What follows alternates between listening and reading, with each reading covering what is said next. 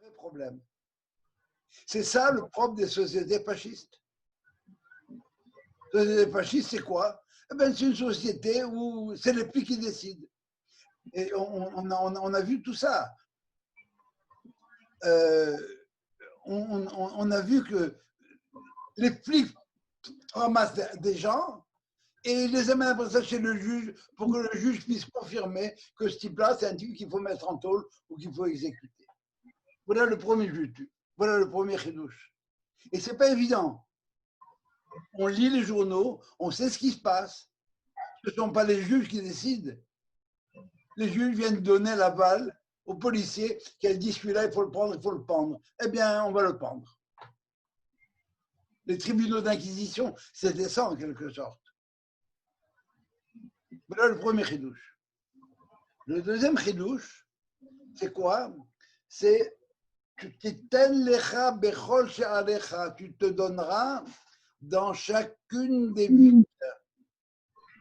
Dans chacune des villes que Dieu a données à tes tribus. Les tribus ont eu une part d'héritage, ils ont eu un territoire. Dans ce territoire, il y a des villes. Dans chacune de ces villes, il faut avoir un système judiciaire. Pourquoi?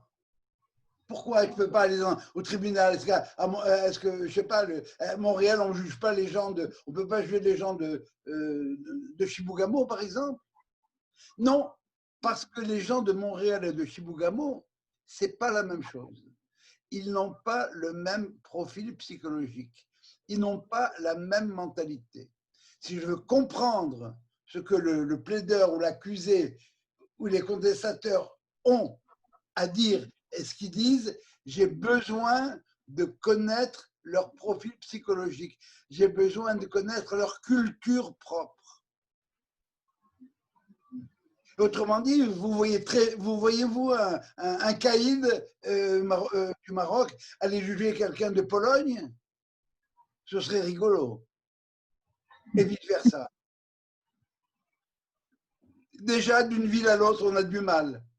Alors, si c'est pas ça va, si c'est pas d'une tribu à une autre, ça peut être catastrophique. Alors la Torah te dit non, attention là. Si tu veux faire un vrai jugement, un bon jugement, alors il faut que le juge soit bien conscient à qui il parle et qu'est-ce que le type qui est en face de lui est en train de lui dire. Vous vous rappelez, on a vu quelque chose d'analogue. Quelqu'un se souvient où? Pour délier les vœux. Ah oui. Moshe el Raché Amatot. Il a parlé au chef de tribu. Oui. Parce que moi, le chef de la tribu, je connais les gens de ma tribu. Et je sais si celui-là, quand il a fait son vœu, il en a vraiment besoin ou bien juste il s'est emporté. C'était une façon de parler pour lui. Je fais le vœu de... Oh. Moi, je peux le savoir. Quelqu'un d'une autre tribu, elle ne pourra pas le savoir. Quand ma femme, elle me dit quelque chose, je sais ce qu'elle veut dire.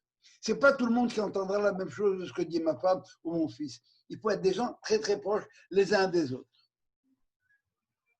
Ça va ça? Alors, le juge doit connaître la mentalité, le profil psychologique, la culture des gens à qui il s'adresse. Voilà pour les deux chidushim de Titen lecha bechol she'arecha. Dans cet ordre-là, et puis il faut que je sache ce qui se dit. Et maintenant la question.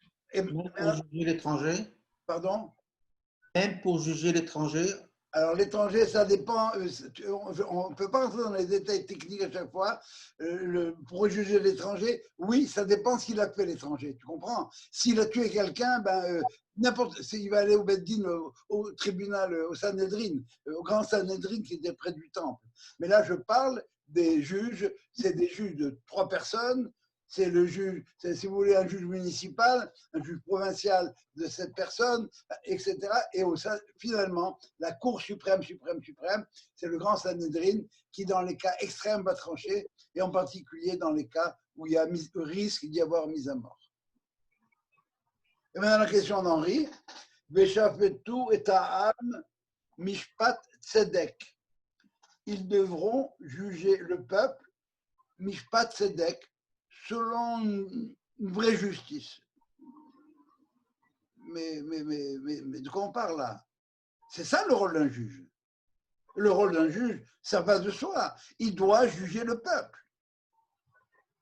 Alors maintenant, il faut éclaircir, on va éclaircir deux mots. Que signifie le mot mishpat? Le mot mishpat signifie jugement. C'est le verdict. C'est comment je rédige la conclusion du procès et la conclusion à laquelle moi, je suis arrivé après avoir entendu les protagonistes. Tzedek, alors juste, c'est rigueur, hein, c'est rigueur. Mais dans le mot tzedek, il a au moins deux sens. Il veut dire, le mot tzedek, quelque chose qui est juste. Juste avec juste. Ata tzedek, tu as raison. Le tzedek, c'est celui qui est en relation juste avec quoi? Avec la loi. Et c'est ça le tzaddik. C'est quoi un tzaddik? C'est quelqu'un qui est en relation juste avec la loi. Vous voyez ce qu'on dit qu'on chante à la synagogue, Befi Yesharim Tidromam, le Yachar, c'est quelqu'un qui cherche la voie droite. Ou si c'est tzaddikim, le tzaddik, c'est celui qui est en accord avec la loi. Le Hassid, Bishon Hassidim, il va au-delà de la loi, on va voir tout à l'heure de quoi il s'agit. La loi plus. Ou Kedoshim Tizalal, les hommes saints, c'est les hommes qui dépassent toutes ces choses-là et qui, par eux-mêmes, veulent ce que la loi veut. Et alors, par conséquent, le mot tzedek, c'est un jugement juste, de vérité. Et maintenant, il faut définir, le tzaddik est en accord avec la loi. Mais c'est quoi la loi? Qu'est-ce que c'est que cette loi-là? La loi, telle qu'on la connaît dans les sociétés occidentales, c'est une convention qui vise l'ordre de la société, la légalité, si vous voulez. Et on connaît très bien le proverbe, dura lex, sed lex. La loi est dure, mais c'est la loi. Et ça va jusqu'à Goethe qui va nous dire, il vaut mieux une injustice qu'un désordre. Et qui c'est qui créera l'injustice? C'est qu'est-ce qui va empêcher le désordre? C'est la police. Alors il vaut mieux la police qu'une justice. Et là on a maintenant Mishpat, la loi comme telle, Tzedek comme telle, mais il y a une autre définition de la loi. La loi, c'est, pour nous, elle est d'origine divine. Et elle est fondée sur quoi? Sur la moralité qui est proposée comme base de la légalité. D'où le mot tzedaka. C'est quoi la tzedaka? Ça veut dire à la fois la justice et la charité. Et faire un jugement qui soit à la fois juste et charitable, ce n'est pas nécessairement facile. Parce que justice et charité sont deux termes antinomiques. On a besoin de faire une synthèse comme telle. Le tzaddik, lui-même, est en conformité avec ce que la loi demande. Mais est-ce qu'il est aussi capable de tzedaka? Le tzaddik du Hesed, de la tzedaka en tant que charité, c'est Abraham. Le tzaddik au niveau de Midat Hadin, de la rigueur, c'est Isaac. Et ni l'un ni l'autre ne s'appelle Israël. C'est la synthèse entre les deux qui va donner Israël. Alors, qu'est-ce que ça veut dire maintenant, Mishpat Tzedek? Eh bien, c'est un jugement qui demande de la part du juge un effort d'invention et d'élaboration d'un jugement pour que la synthèse justice-charité se réalise. Et c'est ça la difficulté. C'est pour ça qu'on dit que la justice n'est pas de l'ordre de l'homme. On a un verset qui dit Elohim nitza ba'adatel. Dieu est présent au moment où il y a une justice. Il y a un jugement qui doit se faire. Et ce n'est pas évident. Il faut que ça vienne d'en haut. J'aime bien raconter cette histoire qui m'a été racontée par Simon Bouvier Zichrono Livracha, et que j'ai sûrement déjà rencontré plusieurs fois. Dans un village, il y avait un cas extraordinaire. Les juges, la presse ne parlait que de ce problème-là. Je ne connais pas le problème, vous inventerez celui que vous voudrez, mais apparemment il était insoluble. Et le juge qui devait rendre le jugement n'arrivait plus à dormir. Ça faisait une semaine qu'il jeûnait. Et il n'avait toujours pas de jugement à proposer. Et il arrive au tribunal, et de sa bouche sort le jugement. Et un jugement qui laisse tout le monde perplexe.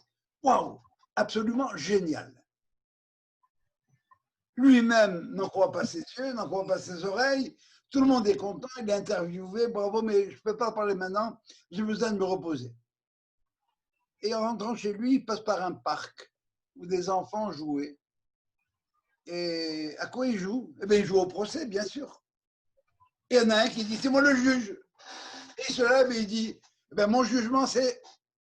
Et il sort exactement le même jugement que celui que le juge avait sorti. Il ne savait pas d'où.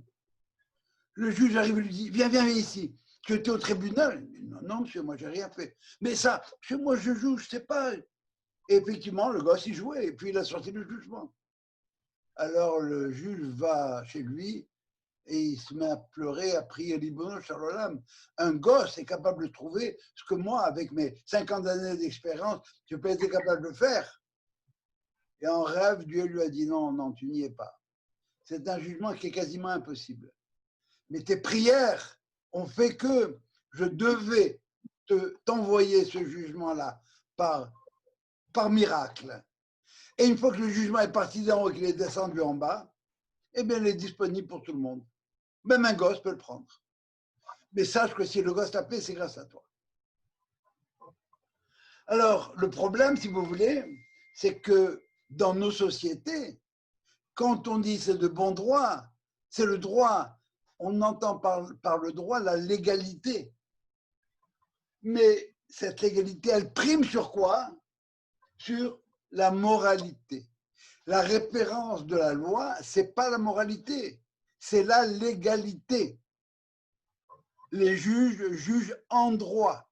Comme vous savez, j'étais au Conseil de la justice administrative, c'est clair. Les juges disaient, nous on juge en droit. C'est quoi juger en droit?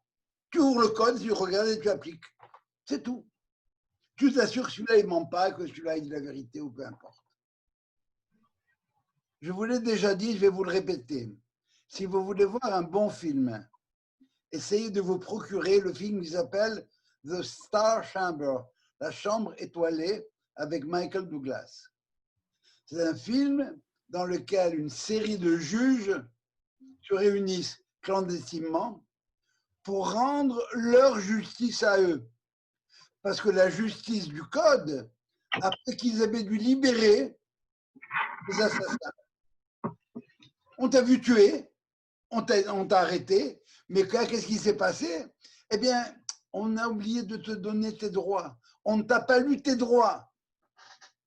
Est-ce que c'est vrai qu'on n'a pas lu tes droits? Oui, monsieur le juge. Eh bien, monsieur, vous êtes acquitté. Mais il a tué. Sorry. Selon la loi, si je ne t'ai pas dit tes droits, alors je me dois de t'acquitter.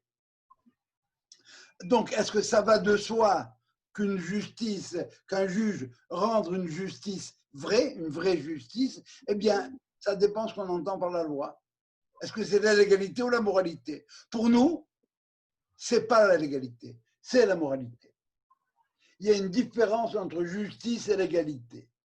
La notion de droit prime la notion de justice. Et c'est une piège du langage, parce qu'on entend par droit chercher la voie droite, c'est-à-dire, pour les autres, c'est la légalité. Pour nous, ce n'est pas ça. C'est dans le sens. Ils cherchent le sens technique du droit. Le sens technique du droit, c'est la légalité. Pour nous, ce n'est pas ça. Ce n'est pas la voie droite dans son sens moral. Pour eux, c'est la voie droite dans son sens technique. Et il y a des avocats qui sont spécialistes de cette technique-là, qui savent, qui connaissent la loi et qui sont capables de la contourner. Ils connaissent ce qu'on appelle en anglais les loopholes, les trous dans la loi. et ils vont les chercher. Le drame, c'est quoi? C'est que ces gens-là, ces avocats, on les nomme juges et par conséquent des formations professionnelles. Ça ne va pas de soi que donner un jugement juste, c'est évident. Comment commence le livre de Ruth qu'on lit le jour de Matan Torah? C'est Vayhi bime shefot hashoftim, Vayhi ra'av ba'aretz. Vayhi, ça nous annonce une catastrophe. Bime shefot hashoftim. À l'époque, alors on peut lire de trois manières. Bime shefot hashoftim, c'est à l'époque des juges. L'époque des juges, vous en connaissez un, c'est Samson, il était juge. Ça veut dire que c'était ces gens-là qui dirigeaient le pays. Mais dans ce cas-là, le texte aurait dû porter Bime Shoftim, à l'époque des Shoftim. Alors pourquoi Bime Shefot à Shoftim? Pourquoi? C'est au moment, on va nous dire, c'est le temps où on jugeait les juges. Bime Shefot à Shoftim, on jugeait les juges. Ça veut dire que si le juge venait te dire, dis-moi, enlève la paille qu'il y a dans ton œil, tu lui répondais, enlève la poutre qui est dans le tien. Autant où il y avait une dégénérescence de l'autorité morale des juges, leur incapacité à faire accepter leur sentence. Alors ça mène la famine dans le pays. Et pourquoi? Eh bien parce que justement, parce que les juges jugeaient, la situation s'est dégradée. Le rôle du juge, de juger, on lui reprochait de juger. Mais est-ce qu'on peut reprocher au juge de juger? C'est sa fonction. Eh bien, non, ce n'est pas sa fonction. La fonction du juge n'est pas de juger. La fonction du juge n'est pas de juger, c'est-à-dire de condamner ou d'innocenter. Leur rôle, je répète, le rôle du juge, c'est de justifier, de restaurer l'intégrité du coupable en lui faisant accepter la sentence, délivrer le coupable du mal qu'il enchaîne. On parle des gens de bonne volonté, on parle des gens de bonne foi. Le type, il a fait une bêtise.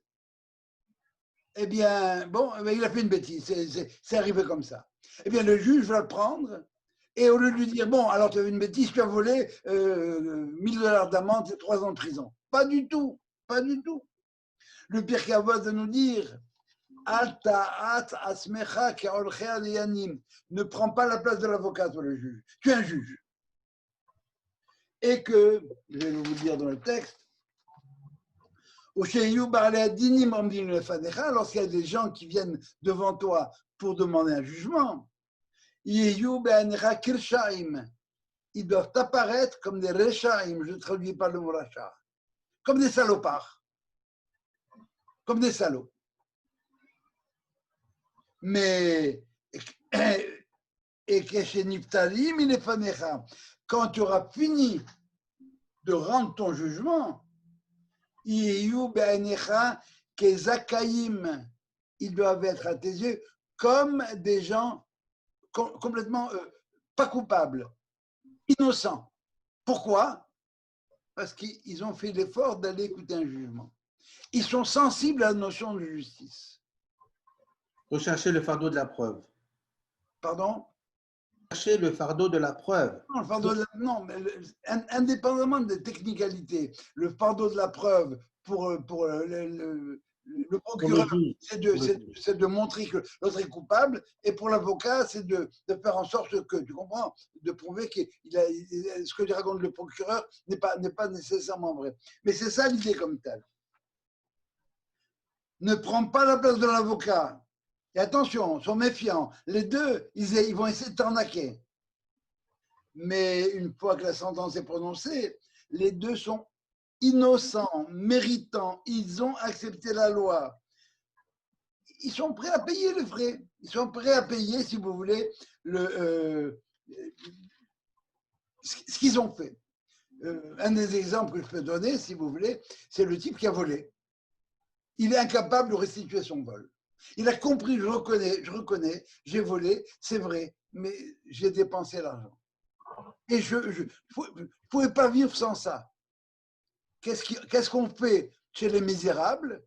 Eh bien, on envoie Jean Valjean en prison, au bagne. Chez nous, qu'est-ce qu'on fait? On vérifie si vraiment ce type-là a besoin d'être pris en main et on l'envoie en stage chez quelqu'un qui va s'occuper de lui, qui va lui permettre quelque part de gagner son pain, de vivre lui au moins. Et au bout de 7 ans, eh bien, il repartira avec un pécule qui va lui permettre de. Mais en fin de compte, qu'est-ce qu'on a fait? Le type, il a volé et on impose ce type qui a volé à qui? Au bonhomme à qui il a volé ou à quelqu'un d'autre pour qu'il travaille pour lui au père. Je vais vous lire un midrash que je trouve fascinant. Il s'agit de David Améler. Dieu a dit à David, ce que tu fais dans ta vie, à Tzedaka et à Dinim que tu fais, me sont plus chers que le temple lui-même. Pourquoi? Parce qu'il y a écrit quelque part, Vaï David osé mishpat ou tzedaka. David faisait à la fois mishpat, justice, et tzedaka, charité. Alors comment ça marche pas ensemble ça? Rabbi Yehuda dit, mais c'est clair, David donnait son jugement, et puis lorsque le coupable devait payer de l'argent, eh bien s'il n'avait pas d'argent pour payer, eh bien David mettait la main dans la poche et lui donnait l'argent pour payer. Ça veut dire ça, s'il faisait mishpat. La loi, c'est il faut que tu payes. La tzedaka, tu n'as pas d'argent, je te paye moi. Objection, votre honneur, lui dit un rave. Il dit, si tu fais ce que tu dis, moi et mon copain, on va se mettre d'accord, on va aller voir David et on va lui dire, voilà, il m'a volé 10 000 $. Et bon, David le condamné à 10 000 $ d'amende, mais le pauvre, il n'a pas d'argent. Alors David, le roi David va sortir le pognon de ta poche, voilà 10 000 $ et toi et moi, on partage. Smart, n'est-ce pas? Alors, comment tu. Alors, il lui dit, alors, c'est quoi un mishpat ou tzedaka?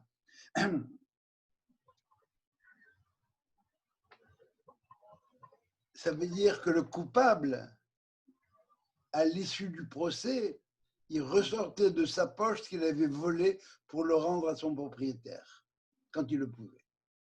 Ça veut dire je reconnais et je regrette et désolé, j'ai volé, voilà, je te rends ton argent.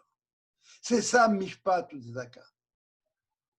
Faire en sorte que le bonhomme en face, ils reconnaissent vraiment leur faute et que on a réussi à les récupérer. On les a revirginisés.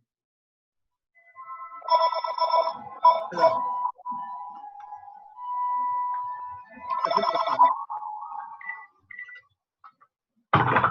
Désolé. non, mais c'est pas grave.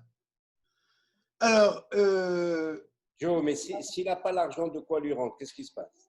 alors j'ai dit tout à l'heure, s'il n'a pas de quoi se rendre, ça veut dire qu'il est dans la dèche la plus totale, il ne peut pas s'assumer. Ce qu'on fait, il se vend comme employé chez toi pendant 7 ans. Ouais, ça, il y a Travail plus. communautaire.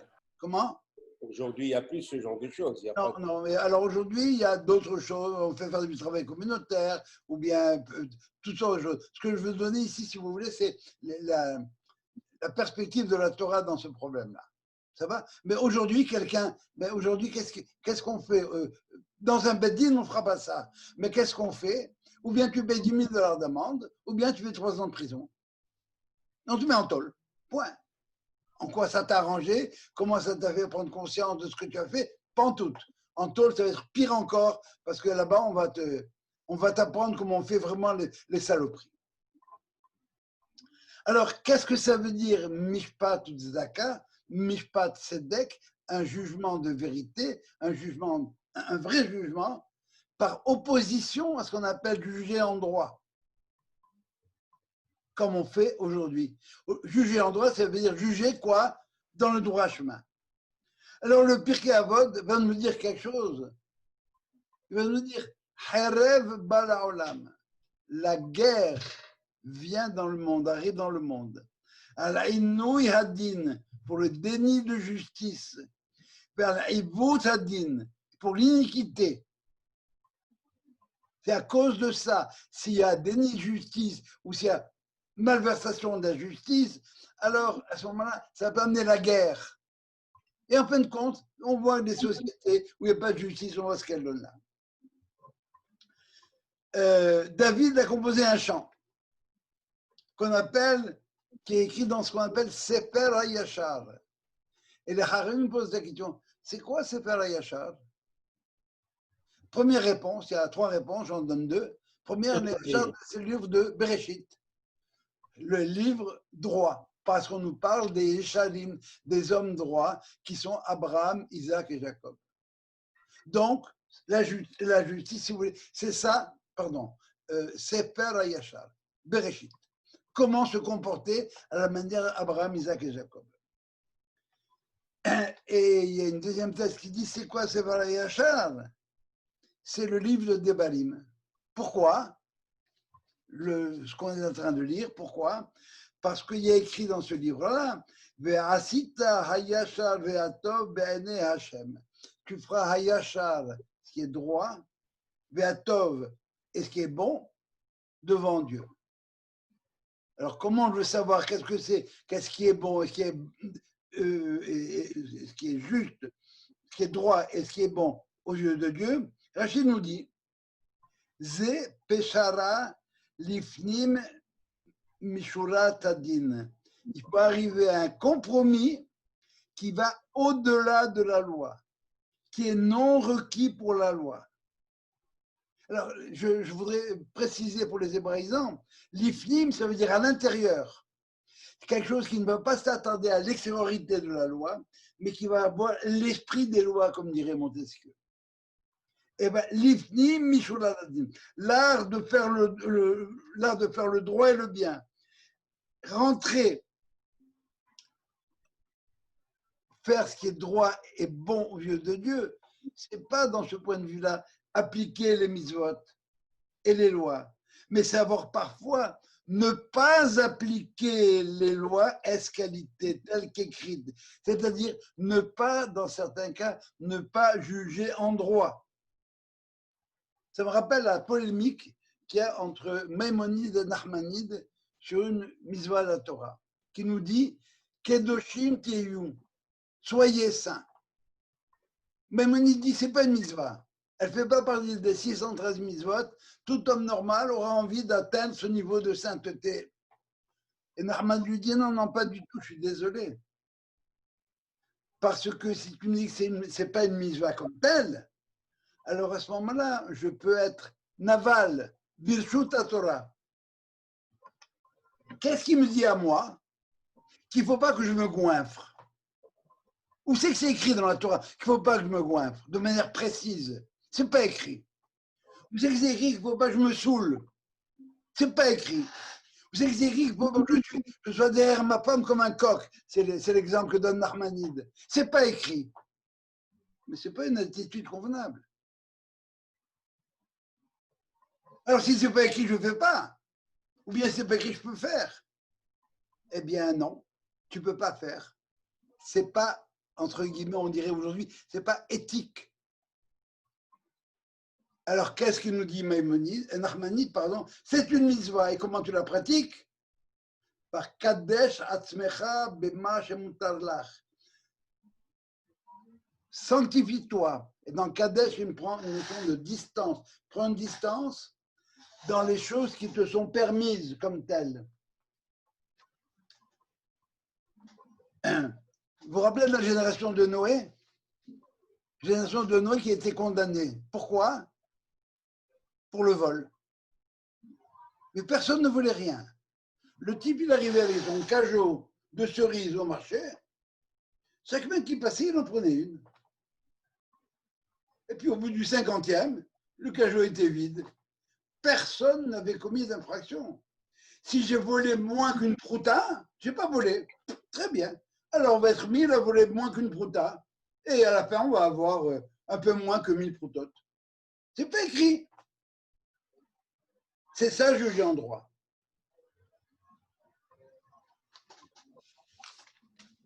Ça va beaucoup plus loin. Ça va plus loin. Amar Rabbi Hanan, et tenez-vous bien, Lo Harva Yerushalayim, Jérusalem a été détruite, et là seulement, Al Shedanu Bet Shedanuba Din Torah. Je répète, Jérusalem a été détruite parce que on pratiquait la justice de la Torah. Ça veut dire qu'on avait pris le livre de la Torah, le Shulchan Aruch, et j'appuyais sur le bouton et j'appliquais la justice. Le problème, ce n'est pas la Torah. Le problème, c'est la justice. Société. Les jugements n'ont pas été lifnim mishurat adin. Ils n'ont pas dépassé la lettre de la loi. Ne se sont pas attachés à quoi? À la condition existentielle des plaignants. Ils ont oublié le droit. Ils connaissent le droit goy, ils connaissent le droit technique, mais le droit chemin, ils ont oublié. Aller au-delà de la loi, être l'ifnim mishurat adin, dépasser la lettre de la loi, c'est valable pour chacun d'entre nous. Chacun d'entre nous selon le niveau où il est. Il y a des gens qui vont décider qu'ils vont manger que glace cachère. Pour eux, cette décision-là devient une loi. Quelqu'un qui décide de ne manger que de la matzah shmora Pessah, ce n'est pas la loi. Mais lui, il veut aller plus loin. Moi, je ne mange que de la matzah shmora Pessah. Ça devient une loi pour moi. Mais pour toi, pas du tout. Quelqu'un qui décide de porter un tzitzit katan, il va milifnim mishurat adin. Il va au-delà de la loi. Qu'est-ce qu'elle demande la loi? Elle te dit, tu sais, si tu as un vêtement carré, un poncho, tu mets des fils aux quatre coins. Tiens, tu veux pas de fil, fais-toi un vêtement avec un trou pour la tête et des ronds autour. Il n'y a pas besoin de petits limes. C'est vrai, mais moi, je veux aller au-delà de la loi. Je vais m'inventer un vêtement pour pouvoir quoi? Pour pouvoir mettre les petits limes dedans, parce que j'ai envie d'avoir cette loi-là. Et on nous raconte une histoire extraordinaire, l'histoire de Rabba bar Hanan et Rav. Rabba bar Hanan, il a engagé 2 ouvriers et il leur a dit, soyez sympas, vous allez ce tonneau de vin, vous allez le transporter dans l'autre entrepôt qui se trouve à 3 km de là. En route, le tonneau se casse, le vin se répand. Rabba bar Hanan et ses abrutis d'employés, c'est quoi? Ils se sont changés pour faire leur travail, je prends leurs vêtements et je les garde. Les employés ne sont pas très contents, ils sont allés voir Rav. Et ils lui ont expliqué le problème. Qu'est-ce qu'il a dit Rav? Il leur a dit, rends-leur leurs vêtements. Enfin, quoi, ils ont gaspillé, ils m'ont causé un préjudice, il faut qu'ils payent. Rends-leur leurs vêtements. Et Rav, c'est le Rav de Rav bar Hanan, il dit, c'est ça le din? Il dit, oui, c'est ça le din. Pour toi, c'est le din. Pour d'autres, ce n'est pas le din. Mais toi, tu dois être l'iftim mishurat adin. Tu dois avoir l'esprit de loi. Ces types-là, tu veux qu'ils rentrent comment? En maillot chez eux? Les gars, ils ont trouvé ça sympa. Ils sont allés voir, ils ont dit, c'est merci pour les vêtements, mais tu sais, on est des pauvres, nous. Et puis, les gosses, ils n'ont pas de quoi manger ce soir. Et Rav, il a dit, vous avez deviné, il a dit, Rav Hanan, il a dit, paye-les. C'est ça la loi? La loi stricte, c'est pas ça. Pour toi, la loi, c'est ça. C'est ça la loi. Ça va ça? En droit absolu, le droit absolu impersonnel, c'est vrai, oui, bon, mais il faut qu'ils payent. Tu les payes pas, il faut qu'ils te... Non, pas du tout. Le mishpat, c'est le droit absolu impersonnel. Le tzedek, c'est la prise en compte de la réalité existentielle de ces gens-là. Insérer le droit absolu dans la situation concrète de ces gens-là. Voilà, en gros, si vous voulez, l'image qu'on retire, que le Talmud retire de tout ça. Alors, si vous voulez bien, maintenant, on va lire le texte. Shoftim veshoterim. Et Rachid va nous dire, c'est quoi Shoftim? C'est quoi des juges? Dayanim haposkin et adin. Voilà un Rachid incroyable. C'est quoi des juges? Shoftim, eh bien, ce sont des Dayanim, des gens qui ont une formation de Dayan, c'est-à-dire qui connaissent bien le din. Haposkin et adin. C'est-à-dire, ils doivent faire une décision, un psak. Et un psak, c'est prendre une décision, c'est trancher même. Ils vont faire un psak sur ce que la loi, le din demande. Quand j'ai devant moi ces gens-là, je ne sais pas très bien comment faire. J'ai un doute, sapek. Sapek, c'est la même lettre que le mot psak. Et j'ai un doute, je ne sais pas comment ça fonctionne. Alors, j'ai un doute, alors il faut que je tranche. Il faut trancher. Il n'y a pas écrit Rashi. Rashi n'a pas écrit Haposkim al pihadin. Il n'a pas dit Rashi, ils vont trancher selon la loi, non. Haposkim et adin. Ils vont trancher sur ce que la loi comme telle veut dans son esprit comme tel. Trancher entre les différentes thèses et antithèses. Titen lecha, tu te donneras à toi. Tu te donneras à toi le juge. Assure-toi d'être en paix avec ta conscience. Donne-toi à toi-même. Deviens ton propre juge. Est-ce que quand j'ai rendu ce jugement-là, j'étais correct? Ou est-ce que je ne me suis pas un peu emporté? Fais gaffe parce que toi, le juge, tu vas faire comme tel. Mets-toi en cause d'abord, avant de prononcer ton jugement. C'est la première consigne du Pirkei Avot que les Anshe Knesset Agadola ont dit. Ils ont dit trois choses. Et vous metunim badin, soyez circonspects dans le jugement. Prenez votre temps pour juger. Chaque cas est unique. Il n'y a pas de jurisprudence. Ne me dis pas tel juge il a fait comme ça, tel juge il a fait comme ça avec Pierre-Paul. Toi tu travailles avec Jean-Jacques. Tu ne peux pas me dire que c'est la même chose. On ne juge pas des cas. On juge des personnes dans une situation particulière. Prenez votre temps pour juger. Chaque cas est unique. Et adonnez-vous à ce jugement. Embarquez. Faites-le avec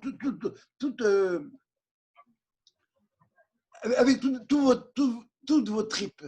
Et n'utilisez pas simplement l'ordinateur pour appuyer sur un bouton. Et qu'est-ce qu'on fait dans ce cas-là?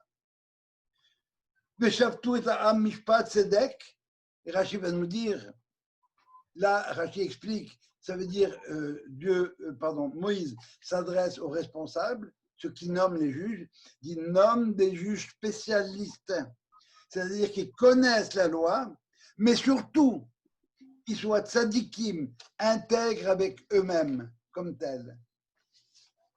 Là, on a parlé, si vous voulez, du politique qui travaille pour les conditions que le politique doit remplir pour avoir un vrai jugement, une vraie justice, une justice vraie au sens juif du terme.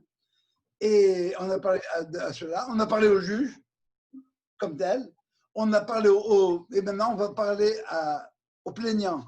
Lotate mishpat, n'essaie pas de faire pencher le jugement. Et là, je vais dire, c'est tel quel, kemashpao. Ça veut dire quoi faire pencher? Comment je peux faire pencher le jugement? Bon, je peux faire pencher le jugement en racontant des blagues, en racontant n'importe quoi, en oubliant des choses. Mais il y a une matière où le juge lui-même peut faire pencher le jugement. Vous êtes juge dans un tribunal et vous êtes convaincu que l'accusé n'est pas coupable, est innocent. Mais tous les autres juges le trouvent coupable. Si vous dites, vous non coupable, ce sera 1 contre 70 et il sera condamné. Mais si vous dites, non, il est coupable, ça veut dire que j'ai une unanimité de culpabilité, à ce moment-là, on le relâche. Ça, tu n'as pas le droit de faire. Ça va, n'essayez pas d'influencer le juge non plus. Alors, Excuse-moi, Jo. oui. Et ils n'ont pas pensé à un tribunal d'appel parce que ces juges-là, ils ne devaient de rendre compte qu'à Dieu, Eh ben, aux hommes. tu sais, je préfère de loin avoir à rendre compte à un autre tribunal qu'à rendre compte à Dieu. Parce que si c'est devant Dieu que je suis placé, oh, il va voir. Je peux pas tricher, je peux pas jouer. Avec les autres, je peux jouer. Je peux inventer n'importe quoi. Mais avec là-haut, il va me regarder, il va regarder, il va dire, vraiment, à moi tu vas la faire. Et je vais perdre la gueule. Et c'est pour ça qu'ici, de nos jours, il y a des tribunaux d'appel. Encore une fois, on sait ce qui valent les tribunaux d'appel. Tu comprends? Les tribunaux d'appel, très souvent, on va te dire que tu as jugé ultra petit, tu as oublié une petite technicalité. Les tribunaux d'appel, tous les tribunaux en fait, c'est technique, c'est pas moral, c'est légal, c'est pas moral. Ce que j'essaye de dire depuis tout à l'heure, c'est que la légalité, on s'en fout. Ce qui compte, c'est la moralité. Alors voilà ce que je dis. Alors, l'Otakilpanim ne fait pas exception des personnes, traite les protagonistes de manière égale. Ne sois pas sympa avec l'un et tough avec l'autre. Même si déjà ton idée est épaisse. Celui-là, c'est un salopard, je vais lui parler, je vais lui rentrer dedans bien. Celui-là, il est gentil. Oui, mais vraiment, est-ce que c'est ce que vous avez voulu dire vraiment? Non. Ça, tu parles de la même manière aux uns et aux autres. Et s'ils ne sont pas habillés de la même manière, ou bien le riche, il met un jean, ou il paye un costard aux pauvres. Et les deux ne peuvent pas être un debout, un assis. Les deux assis ou les deux debout. Ça va? Le tikar shohad. Ne prends pas de shohad. Shohad, c'est traduit habituellement par pot de vin. N'accepte pas de pot de vin. Pourquoi? Parce que le pot de vin, il va aveugler les yeux des sages et Salef d'Ibn Sadikim va falsifier la parole des Sadikim. Donc, il ne s'agit pas ici de pot de vin, parce qu'on me parle de Sadik et de Yachar, de juste et d'homme droit. C'est-à-dire, n'accepte pas de cadeau. Parce que tu le veuilles ou non, si je t'ai fait un cadeau, consciemment ou inconsciemment, tu vas avoir une tendance, plutôt inconsciemment que consciemment, tu vas avoir une tendance à vouloir me favoriser. Je ne serai plus neutre avec toi. Vous connaissez l'histoire du rave d'un juge qui avait un métayer qui tous les jeudis lui apportait son panier de fruits, et ce jour-là, il lui apportait mercredi au lieu de jeudi. Il dit, pourquoi tu apportes aujourd'hui? Il dit, parce que demain, je passe en jugement avec toi. Désolé, mon vieux, mais je me récuse. Je ne peux pas accepter la moindre faveur, quelle qu'elle soit. Alors, de quoi il s'agit ici, si vous voulez? Qu'est-ce qu'on nous dit? N'accepte pas de shohad parce qu'il peut pervertir et ta vision et tes paroles. Et les mots, c'est ici. Aïne hachamim, c'est écrit avec un aïn, les dibre sadikim, les paroles avec dalet. Et aïn et dalet, ça fait le mot aed. Il y a une autre façon d'être soudoyé pour un juge. Oh, le président de la communauté vient témoigner. Ça doit être quelque chose, ça. Il faut vraiment que je l'écoute. Il n'est pas d'accord avec celui-là là-bas, ouais, mais celui-là là-bas, ce n'est pas le président de la communauté. Ce type-là, mon vieux, il est bien, il présente bien. Ça veut dire que les témoins, il devrait y avoir pas un paravent, parce qu'il faut voir la gueule des gens quand ils parlent. Mais tout le monde est sur le même plan d'égalité.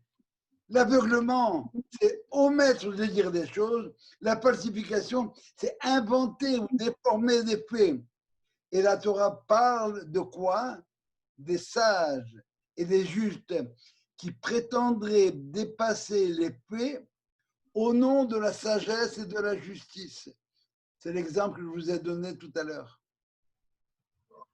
L'exemple tout à l'heure, celui-là, je suis sûr qu'il y a une innocent. Alors je vais voter coupable, on va le libérer. Mais aujourd'hui, si vous voulez, C'est la presse qui joue ce rôle. C'est la presse qui joue le rôle essentiel de témoin. Et malheureusement, c'est la presse veut s'ériger en juge et en partie. Vous prenez des journaux pro-Bibi, vous allez avoir toute une tartine pro-Bibi, et vous allez prendre un autre journal, journal de la droite, de la gauche, n'importe quoi, qui vont, ils prennent position. CNN et Fox News, c'est pas les mêmes choses. C'est la presse qui joue ce rôle-là aujourd'hui de témoin. veut dire aide? Pardon? Témoin. Aide. Le mot aide veut dire témoin. Aide, les aidim.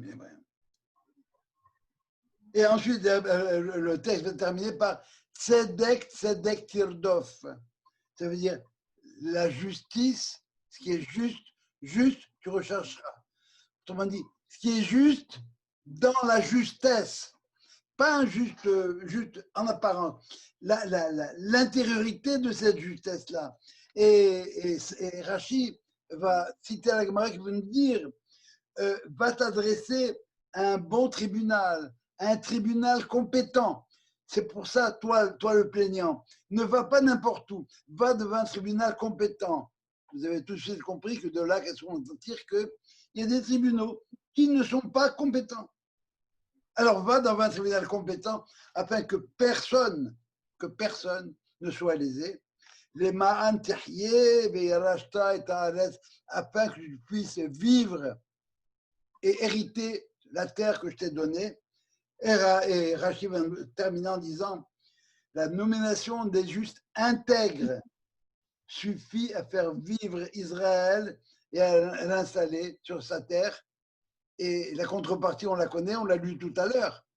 Si la justice et le jugement ne sont pas convenables, alors le temple est détruit.